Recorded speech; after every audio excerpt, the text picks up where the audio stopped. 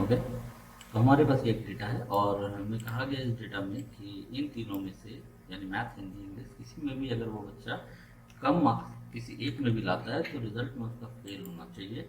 Otherwise अगर वो तीनों में पास होता है तो उसके मार्क्स के रिगार्डिंग उसको इस जगह पे हमें दिखाना है कि एक्सीलेंट है, कि गुड है, कि वेरी गुड है, कि पास है। यानी 90 प्लस है तो एक्सीलेंट है, 80 प्लस है तो वेरी गुड है, 60 प्लस है तो गुड है, 40 प्लस तो पास है, अदरवाइज वो फेल है। तो इसको हम लोग रिजल्ट जो बनाएंगे इफ से भी बनाएंगे, लॉजिकल भी बनाएंगे एंड वी लुकअप का इस्तेमाल करके भी हम बनाएंगे। तो देखते हैं आगे। तो सबसे पहले हम ये करेंगे कि इफ यूज करेंगे। इफ अगर,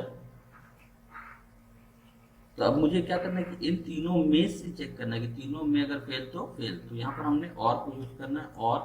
और में क्या होता है कि अगर कोई भी कंडीशन ट्रू देन ट्रू का वैल्यू वो रिटर्न करेगा।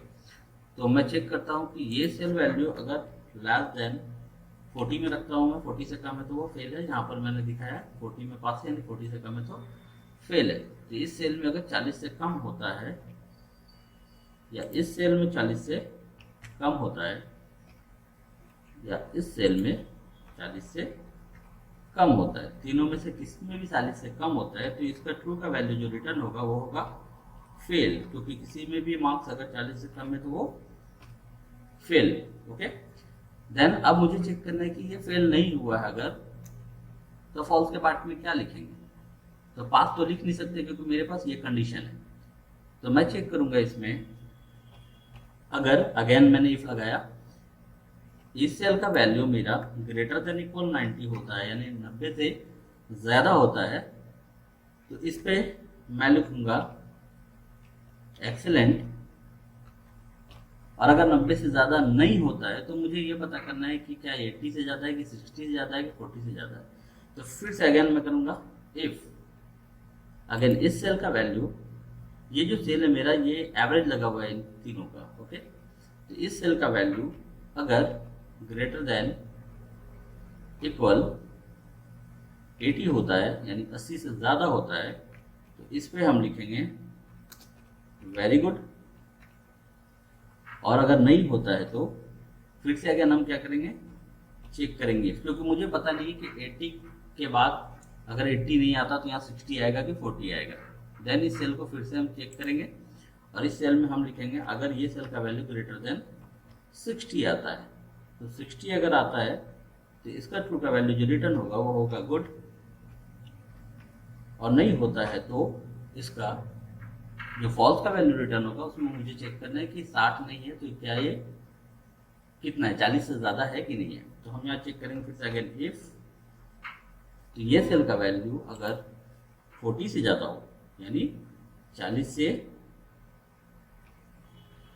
ग्रेटर देन इक्वल टू 40, तो इसका वैल्यू होगा पास। और अगर ये नहीं होता है तो यहाँ पर इसका वैल्यू क्या हो जाएगा, फेल। क्योंकि लास्ट यही था मेरा कि 40 से ज़्यादा हो, 40 से नीचे तो फेल ही है। और स्टार्टिंग में मैंने चेक कर लिया कि तीनों में से किसी कंडीशन में यानी तीनों में से किसी सेल में अगर उसका मार्क्स 40 से कम आता है तो रिटर्न जो करेगा वो करेगा फेल। अब यहाँ पर हम क्लोज करेंगे पहला bracket, second, third, fourth, colour change हो रहा है, हमें देखना है कि इंड का। तो ये फेल है बिकॉज यहाँ पर इसका 10 मार्क्स है। इसको करता हूँ मैं 92 या 90 करता हूँ, ये एवरेज 78 है, ये गुड में है यानी कि 60 और 80 के बीच में है तो ये गुड है। इसको भी मैं करता हूँ 90, ये वेरी गुड है क्योंकि 81% इसका मार्क्स आया है, 80 प्लस है तो वेरी गुड है। इसे मैं करता हूँ 92। ओके। तो ये एक्सीलेंट में है क्योंकि 90 प्लस मार्क्स है। तो यहाँ तक हमारा हो चुका है। उसके बाद अब हम वी लुकअप की हेल्प से इसी काम को करेंगे। तो सबसे पहले ये कंडीशन जो मेरा है ये तो मुझे चेक करना होगा कि तीनों में से किसी में भी अगर 40 से कम आता है तो वो फेल होगा। तो इक्वल इफ टैप प्रेस और का कंडीशन यूज किया, आप एंड से भी बना सकते हैं, बट और में क्या है कि तीनों में से कोई एक में भी 40 से कम यानी तीनों में से कोई एक ट्रू तो ट्रू और में, बट एंड में क्या है सारे कंडीशन ट्रू होंगे तभी इसका वैल्यू रिजल्ट ट्रू होगा।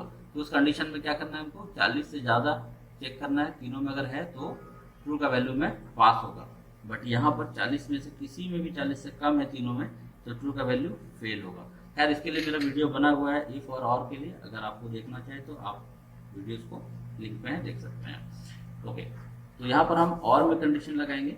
इसको सेलेक्ट किया मैंने सेल को, अगर ये 40 से कम होता है, हिंदी का मेरा अगर 40 से कम होता है और इंग्लिश का भी मेरा 40 से कम होता है, तीनों कंडीशन में अगर 40 से कम होंगे तो जो रिटर्न करेगा वैल्यू ट्रू का वो होगा फेल, और जो फॉल्स का वैल्यू है उस जगह पे हम लगाएंगे वी लुकअप, क्योंकि मुझे वी लुकअप से बनाना है इसे।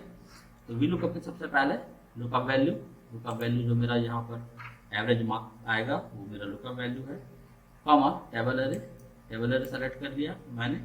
पर टेबल एरे को मुझे क्या करना है, इसे F4 लगा के फिक्स कर देना है, यानी इसके कॉलम को और रो को फिक्स कर दिया मैंने पूरे टेबल के, ताकि ये नीचे की ओर जब हम इसको ड्रैग करें तो ये नीचे की ओर मूव ना करे। उसके बाद कॉमा और कॉलम इंडेक्स नंबर मेरा हो गया 2, क्योंकि मुझे ये पहला कॉलम इंडेक्स नंबर, ये दूसरा, मुझे दूसरा उठाना इसलिए मैंने 2 लिखा। ब्रैकेट क्लोज, तो ये मेरे पास ये ब्रैकेट क्लोज हो गया, इसका ब्रैकेट क्लोज, इसका ब्रैकेट क्लोज, इसका ब्रैकेट मेरा ऑलरेडी क्लोज है। मैं इंटर प्रेस करूंगा, एक्सीलेंट आ गया, इसे नीचे की ओर ड्रैग कर लूँ तो ये मेरा, इसका भी गुड था, गुड, एक्सीलेंट, पास, गुड, एक्सीलेंट। अब यहाँ पर क्या है कि सम टाइम क्या होता है, हम चाहते हैं कि जो भी यहाँ पर फेल हो वो एक कलर से हाईलाइट हो, या जो एक्सीलेंट हो वो एक कलर से हाईलाइट हो। तो मैं यहाँ पर इसे सेलेक्ट कर लेता हूँ। आप कंडीशनल फॉर्मेटिंग का यूज़ करेंगे और यहाँ से हाईलाइट करेंगे सेल टेक्स्ट दैट कंटेंट।